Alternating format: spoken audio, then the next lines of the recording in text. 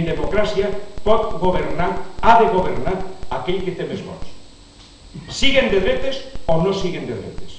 I com aquesta gent tota la santa vida han tingut el poder a les seues mans, no assumeixen que puguem governar els socialistes.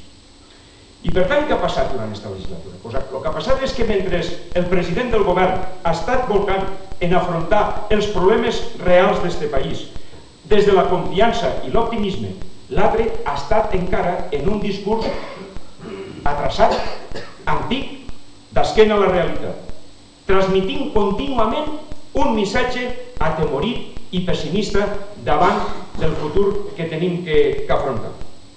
Amics i amigues, el PP és un inconvenient per als drets dels ciutadans. Els seus objectius han estat claríssimament el de crear una barrera entre el govern de l'Estat, per dir-ho d'alguna manera, i els ciutadans, perquè estos no puguen percebre el que ha fet durant aquests 4 anys el govern socialista. Ells s'han dedicat a tapar totes les iniciatives, totes les lleis, tot el de progrés que ha fet en aquest país el govern socialista. I afortunadament, però afortunadament diria jo, nosaltres tenim la credibilitat que ens dona la feina feta. Nosaltres tenim la credibilitat de les mans molt netes.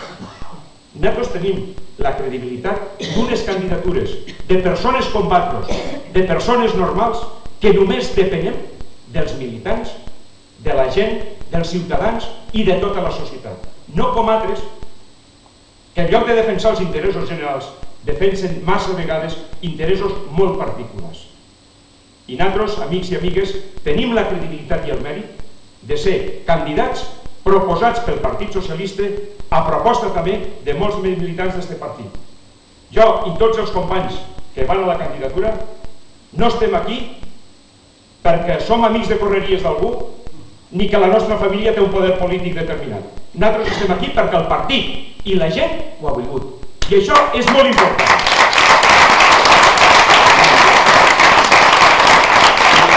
Per això és molt important